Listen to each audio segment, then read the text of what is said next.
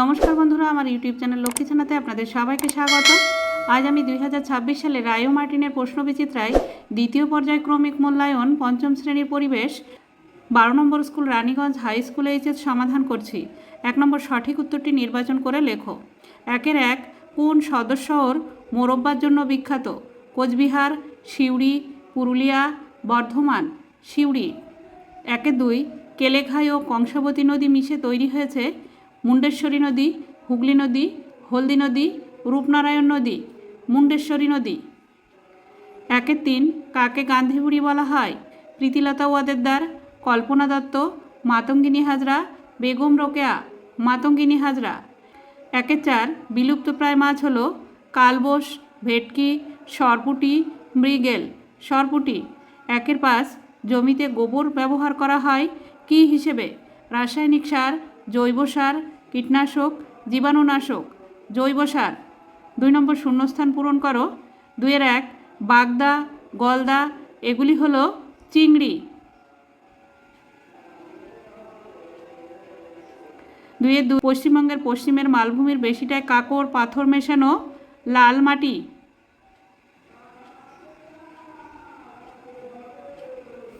2-3 পৃথিবীর প্রায় সব সভ্যতাই নদীর ধারে গড়ে উঠেছিল। 2-4 গঙ্গা হলো নিত্যবহ নদী।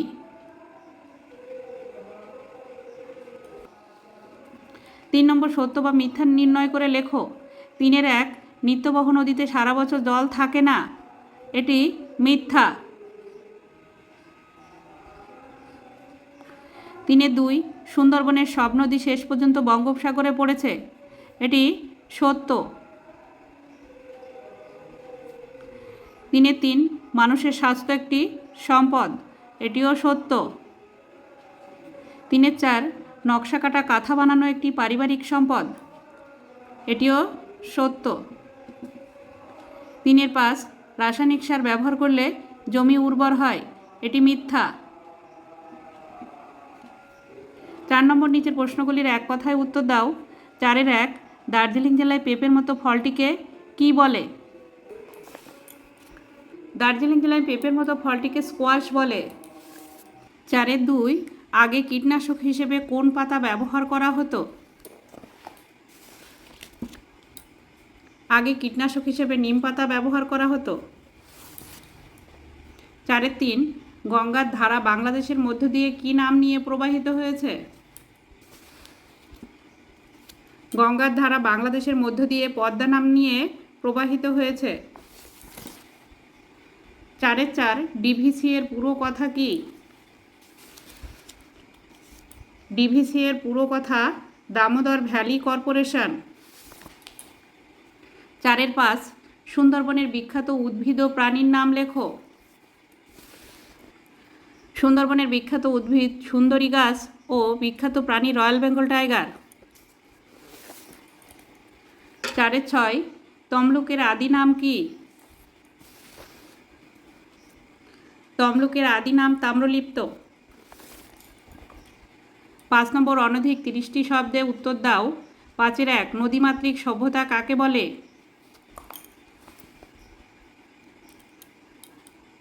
নদীমাতৃক সভ্যতা কাকে বলে? পুরনো যুগে মানুষ নদীর উপর নির্ভর করে বেঁচে থাকতো। নদী ছিল তাদের মায়ের মতো, তাই ওই সব সভ্যতাকে নদীমাতৃক সভ্যতা বলা হয়। পৃথিবীর সব পুরনো সভ্যতা নদীর ধারে গড়ে উঠেছিল, যেমন সিন্ধু সভ্যতা। 5-2 পর্বতশৃঙ্গ থেকে কিভাবে নদী তৈরি হয়?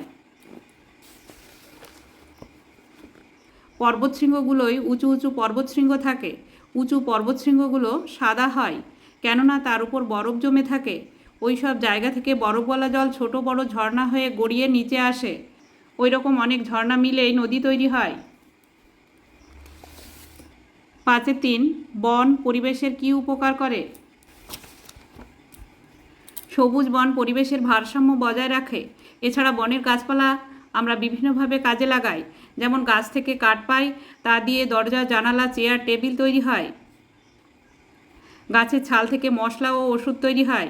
এছাড়া ফুল, ফল, লতা পাতা তো আছেই, পাতা দিয়ে থালাবাটি তৈরি হয়।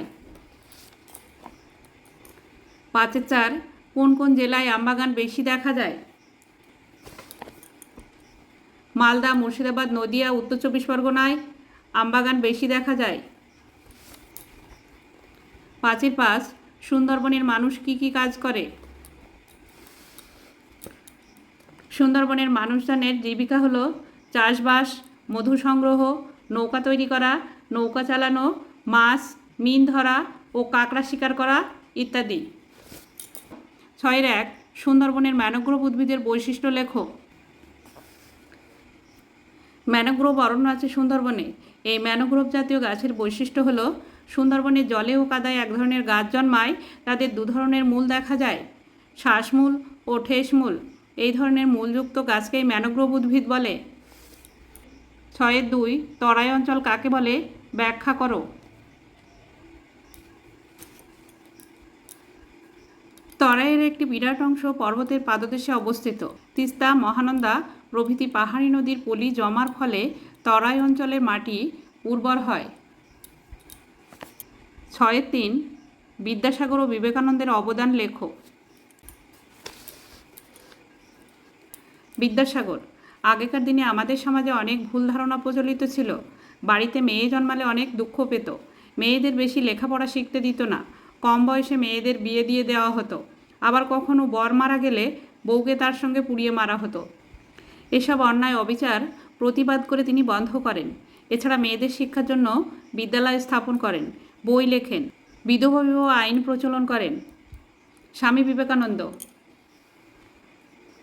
স্বামী বিবেকানন্দ দেশের মানুষকে হাতে কলমে শিক্ষার কথা বলেছেন।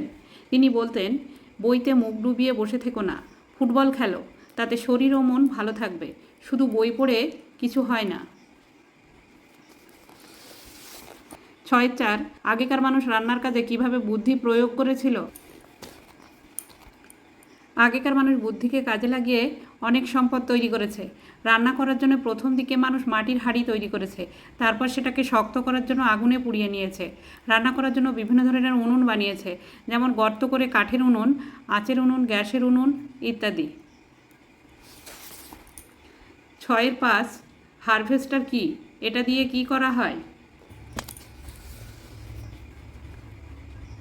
যে অত্যাধুনিক যন্ত্রের সাহায্যে ধান কাটা ও ঝাড়া হয় তাকে হারভেস্টার বলে। হারভেস্টারের মাধ্যমে ধানকে খড় থেকে আলাদা করে এক জায়গায় জড়ো করে রাখা হয়। হারভেস্টার মানুষের পরিশ্রম ও সময় দুইই কমিয়ে দিয়েছে। বন্ধুরা, আজ এখানেই শেষ করছি। ভিডিওটি ভালো লাগলে লাইক, কমেন্ট ও শেয়ার করবেন এবং চ্যানেলটি সাবস্ক্রাইব করবেন।